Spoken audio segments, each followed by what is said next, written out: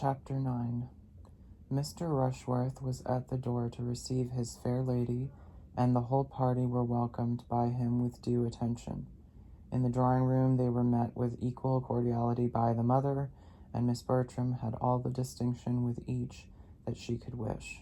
After the business of arriving was over, it was first necessary to eat, and the doors were thrown open to admit them through one or two intermediate rooms into the appointed dining parlor, where a collation was prepared with abundance and elegance.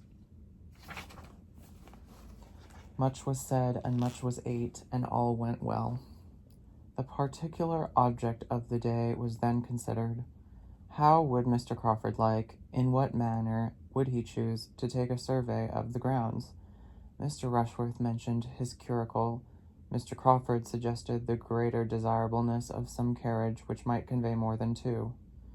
To be depriving themselves of the advantage of other eyes and other judgments might be an evil even beyond the loss of present pleasure. Mrs. Rushworth proposed that the chaise should be taken also, but this was scarcely received as an amendment. The young ladies neither smiled nor spoke. Her next proposition of showing the house to such of them as had not been there before was more acceptable, for Miss Bertram was pleased to have its size displayed, and all were glad to be doing something.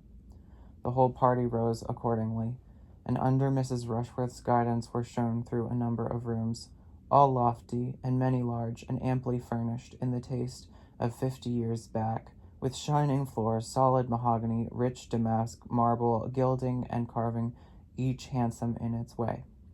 Of pictures there were abundance, and some few good, but the larger part were family portraits, no longer anything to anybody but Mrs. Rushworth, who had been at great pains to learn all that the housekeeper could teach, and was now almost equally well qualified to show the house. On the present occasion, she addressed herself chiefly to Miss Crawford and Fanny, but there was no comparison in the willingness of their attention, for Miss Crawford, who had seen scores of great houses, and cared for none of them, had only the appearance of civilly listening, while Fanny, to whom everything was almost as interesting as it was new, attended with unaffected earnestness to all that Mrs. Rushworth could relate of the family in former times, its rise and grandeur, regal visits and loyal efforts, delighted to connect anything with history already known, or warm her imagination with scenes of the past. The situation of the house excluded the possibility of much prospect from any of the rooms, and while Fanny and some of the others were attending Mrs. Rushworth, Henry Crawford was looking grave and shaking his head at the windows. Every room on the west front looked across a lawn to the beginning of the avenue immediately beyond tall iron palisades and gates. Having visited many more rooms than could be supposed to be of any other use than to contribute to the window tax and find employment for housemaids, "Now," said Mrs. Rushworth, "we are coming to the chapel, which properly we ought to enter from above and look down upon. But as we are quite among friends, I will take you in this way, if you will excuse me." They entered. Fanny's imagination had prepared her for something grander than a mere spacious oblong room, fitted up for the purpose of devotion, with nothing more striking or more solemn than the profusion of mahogany, and the crimson velvet cushions appearing over the ledge of the family gallery above. "I am disappointed," said she, in a low voice to Edmund. "This is not my idea of a chapel. There is nothing awful here, nothing melancholy, nothing grand. Here are no aisles, no arches, no inscriptions, no banners, cousin, to be blown by the night wind of heaven, no signs that a Scottish monarch sleeps below." "You forget, Fanny, how lately all this has been built, and for how confined a purpose compared with the old chapels of castles and monasteries. It was only for the private use of the family. They have been buried, I suppose, in the parish church. There you must look for the banners and the achievements. It was foolish of me not to think of all that, but I am disappointed." Mrs. Rushworth began her relation. "This chapel was fitted up as you see it in James II.'s time. Before that period, as I understand, the pews were only wainscot, and there is some reason to think that the linings and cushions of the pulpit and family seat were only purple cloth. But this is not quite certain. It is a handsome chapel, and was formerly in constant use both morning and evening. Prayers were always read in it by the domestic chaplain, within the memory of many, but the late Mr. Rushworth left it off. "Every generation has its improvements," said Miss Crawford, with a smile, to Edmund. Mrs. Rushworth was gone to repeat her lesson to Mr. Crawford, and Edmund, Fanny, and Miss Crawford remained in a cluster together. "It is a pity," cried Fanny, "that the custom should have been discontinued. It was a valuable part of former times. There is something in a chapel and chaplain so much in character with a great house, with one's ideas of what such a household should be. A whole family assembling regularly for the purpose of prayer is fine." "Very fine indeed," said Miss Crawford, laughing. "It must do the heads of the family a great deal of good to force all the poor housemaids and footmen to leave business and pleasure and say their prayers here twice a day, while they are inventing excuses themselves for staying away." "That is hardly Fanny's idea of a family assembling," said Edmund. "If the master and mistress do not attend themselves, there must be more harm than good in the custom. At any rate, it is safer to leave people to their own devices on such subjects. Everybody likes to go their own way, to choose their own time and manner of devotion. The obligation of attendance, the formality, the restraint, the length of time, altogether it is a formidable thing, and what nobody likes. And if the good people who used to kneel and gape in that gallery could have foreseen that the time would ever come when men and women might lie another 10 minutes in bed when they woke with a headache, without danger of reprobation because chapel was missed, they would have jumped with joy and envy. Cannot you imagine with what unwilling feelings the former belles of the house of Rushworth did many a time repair to this chapel? The young Mrs. Eleanors and Mrs. Bridgets starched up into seeming piety, but with heads full of something very different, especially if the poor chaplain were not worth looking at, and in those days I fancy parsons were very inferior even to what they are now. For a few moments she was unanswered. Fanny colored and looked at Edmund, but felt too angry for speech, and he needed a little recollection before he could say, "Your lively mind can hardly be serious even on serious subjects. You have given us an amusing sketch, and human nature cannot say it was not so. We must all feel, at times, the difficulty of fixing our thoughts as we could wish. But if you are supposing it a frequent thing, that is to say, a weakness grown into a habit from neglect, what could be expected from the private devotions of such persons? Do you think the minds which are suffered, which are indulged in wanderings in a chapel, would be more collected in a closet? Yes, very likely. They would have 2 chances at least in their favor. There would be less to distract the attention from without, and it would not be tried so long. The mind which does not struggle against itself under one circumstance would find objects to distract it in the other, I believe, and the influence of the place and of example may often rouse better feelings than are begun with.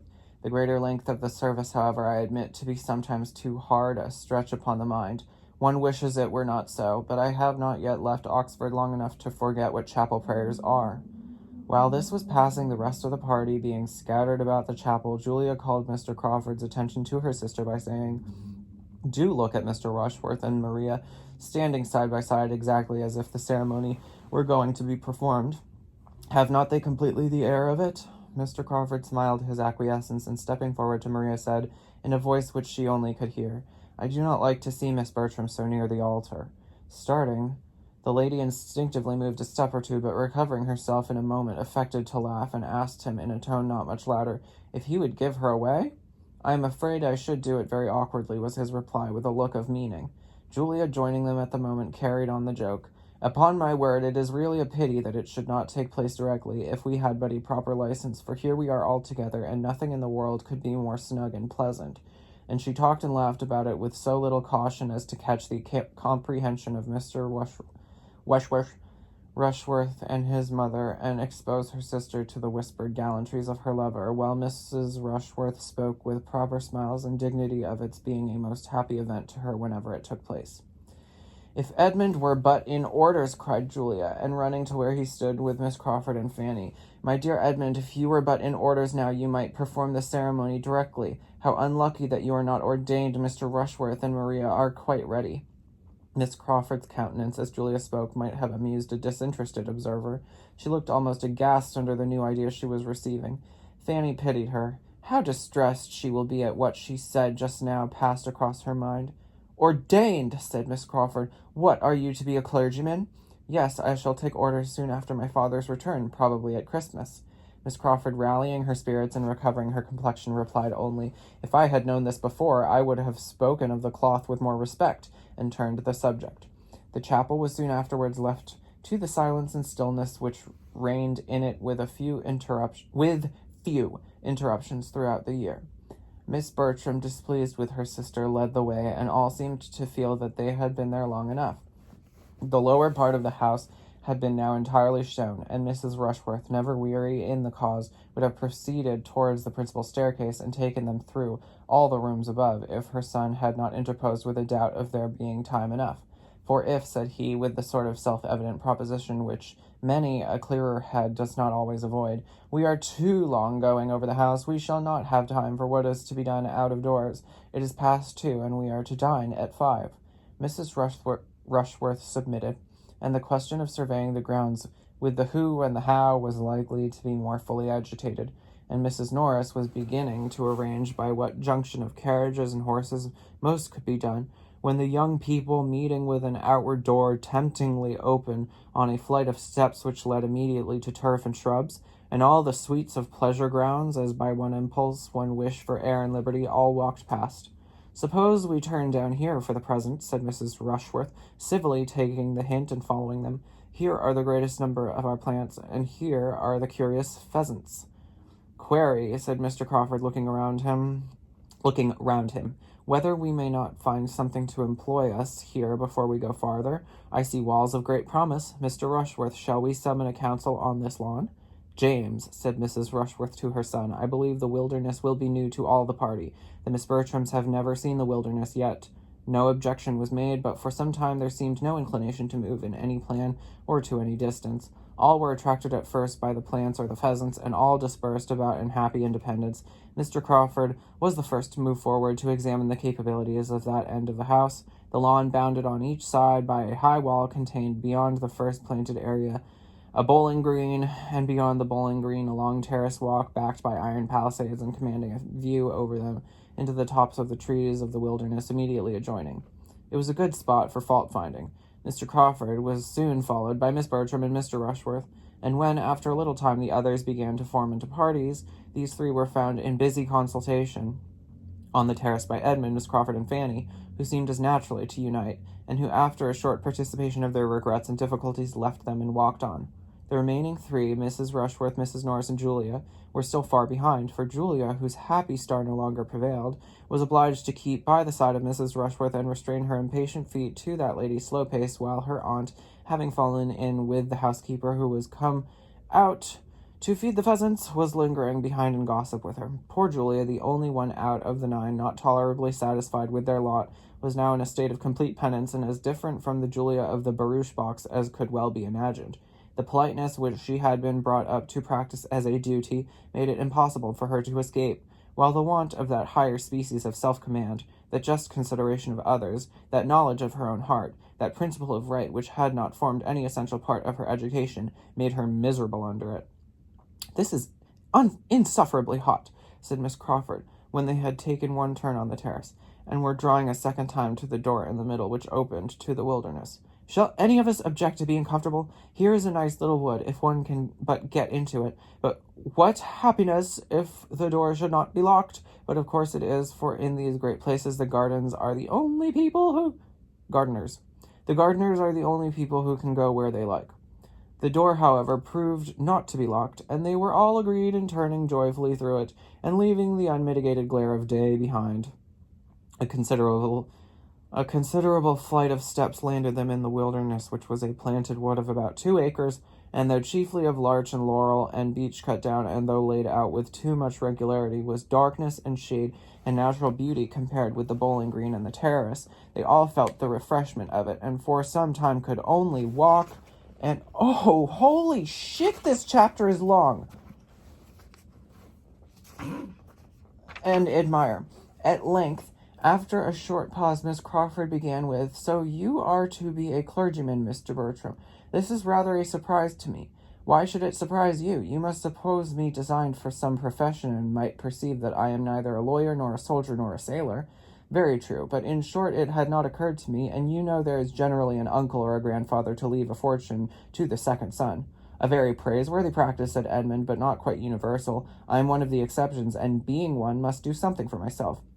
But why are you to be a clergyman? I thought that was always the lot of the youngest, where there were many to choose before him. Do you think the church itself never chosen, then? Never is a black word, but yes, in the never of conversation, which means not very often, I do think it. For what is to be done in the church? Men love to distinguish themselves, and in either of the other lines distinction may be gained, but not in the church. A clergyman is nothing. The nothing of conversation has its gradations, I hope, as well as the never. A clergyman cannot be high in state or fashion. He must not head mobs, or set the ton in dress. But I cannot call that situation nothing, which has the charge of all that is of the first importance to mankind, individually or collectively considered, temporally and eternally, which has the guardianship of religion and morals, and consequently of the manners which result from their influence. No one here can call the office nothing. If the man who holds it is so, it is by the neglect of his duty, by foregoing its just importance, and stepping out of his place to appear what he ought not to appear. You assign greater consequence to the clergyman than one has been used to hear given, or than I can quite comprehend. One does not see much of this influence and importance in society, and how can it be acquired where they are so seldom seen themselves? How can 2 sermons a week, even supposing them worth hearing, supposing the preacher to have the sense to prefer Blair's to his own, do all that you speak of, govern the conduct and fashion the manners of a large congregation for the rest of the week? One scarcely sees a clergyman out of his pulpit. You are speaking of London. I am speaking of the nation at large. The metropolis, I imagine, is a pretty fair sample of the rest. Not, I should hope, of the proportion of virtue to vice throughout the kingdom. We do not look in great cities for our best morality. It is not there that respectable people of any denomination can do most good, and it certainly is not there that the influence of the clergy can be most felt. A fine preacher is followed and admired, but it is not in fine preaching only that a good clergyman will be useful in his parish and his neighborhood, where the parish and neighborhood are of a size capable of knowing his private character and observing his general conduct, which in London can rarely be the case. The clergy are lost there in the crowds of their parishioners. They are known to the largest part only as preachers, and with regard to their influence in public manners, Miss Crawford must not misunderstand me, or suppose I mean to call them the arbiters of good breeding, the regulators of refinement and courtesy, the masters of the ceremonies of life. The manners I speak of might rather be called conduct, perhaps, the result of good principles, the effect, in short, of those doctrines which it is their duty to teach and recommend. And it will, I believe, be everywhere found that as the clergy are, or are not, what they ought to be, so are the rest of the nation. Certainly, said Fanny with gentle earnestness. There, cried Miss Crawford, you have quite convinced Miss Price already. I wish I could convince Miss Crawford, too. I do not think you ever will, said she with an arch smile. I am just as much surprised now as I was at first that you should intend to take orders. You really are fit for something better. Come, do change your mind. It is not too late. Go into the law. Go into the law? With as much ease as I was told to go into this wilderness. Now you are going to say something about law being the worst wilderness of the two, but I forestall you. Remember, I have forestalled you. You need not hurry when the object is only to prevent my saying a bon mot, for there is not the least wit in my nature. I am a very matter-of-fact, plain-spoken being, and may blunder on the borders of a repartee for half an hour together without striking it out. A general silence succeeded. Each was thoughtful. Fanny made the first interruption by saying, I wonder that I should be tired with only walking in this sweet wood, but the next time we come to a seat, if it is not disagreeable to you, I should be glad to sit down for a little while.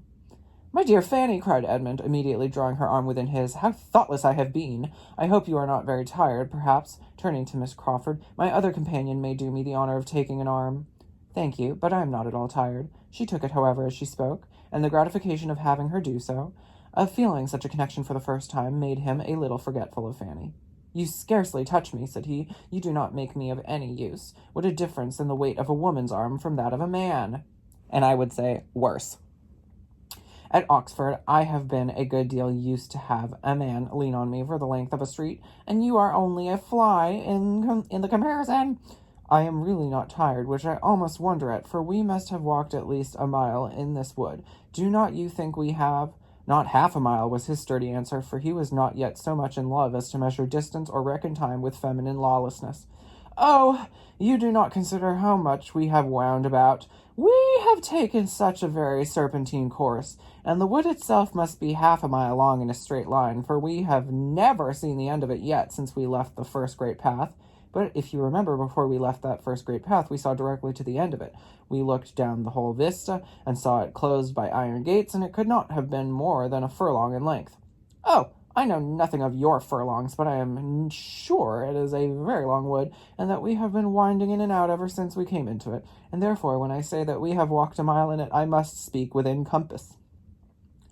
We have been exactly a quarter of an hour here, said Edmund, taking out his watch. Do you think we are walking 4 miles an hour? Oh, do not attack me with your watch. A watch is always too fast or too slow. I cannot be dictated to by a watch. A few steps farther brought them out at the bottom of the very walk they had been talking of, and standing back well shaded and sheltered and looking over a ha-ha into the park was a comfortable-sized bench on which they all sat down. I am afraid you are very tired, Fanny, said Edmund, observing her. Why would not you speak sooner? This will be a bad day's amusement for you if you are to be knocked up. Every sort of exercise fatigues her so soon, Miss Crawford, except riding. How abominable in you, then, to let me engross her horse as I did all last week. I am ashamed of you and of myself, but it shall never happen again. Your attentiveness and consideration makes me more sensible of my own neglect. Fanny's interest seems in safer hands with you than with me. That she should be tired now, however, gives me no surprise, for there is nothing in the course of one's duty so fatiguing as what we have been doing this morning. Seeing a great house, dawdling from one room to another, straining one's eyes and one's attention, hearing what one does not understand, admiring what one does not care for. It sounds like me and Shinsuke. It is generally allowed to be the greatest bore in the world, and Miss Price has found it so, though she did not know it. I shall soon be rested, said Fanny. To sit in the shade on a fine day and look upon verdure is the most perfect refreshment. After sitting a while Miss Crawford was up again, I must move, said she. Resting fatigues me. I have looked across the ha-ha till I am weary. I must go and look through that iron gate at the same view without being able to see it so well. Edmund left the seat likewise. Now, Miss Crawford, if you will look up the walk, you will convince yourself that it cannot be half a mile long, or half a mile. It is an immense distance, said she. I see that with a glance. He still reasoned with her, but in vain. She would not calculate. She would not compare. She would only smile and assert. The greatest degree of rational consistency could not have been more engaging, and they talked with mutual satisfaction. At last it was agreed that they should endeavor to determine the dimensions of the wood by walking a little more about it. They would go to one end of it in the line they were then in, for there was a straight green walk along the bottom by the side of the ha-ha-ha, and perhaps turn a little way in some other direction, if it seemed likely to assist them, and be back in a few minutes. Fanny said she was rested and would have moved too, but this was not suffered. Edmund urged her remaining where she was with an earnestness which she could not resist, and she was left on the bench to think with pleasure of her cousin's care, but with great regret that she was not stronger. She watched them till they had turned the corner, and listened till all sound of them had ceased. Jeez Louise. Oh,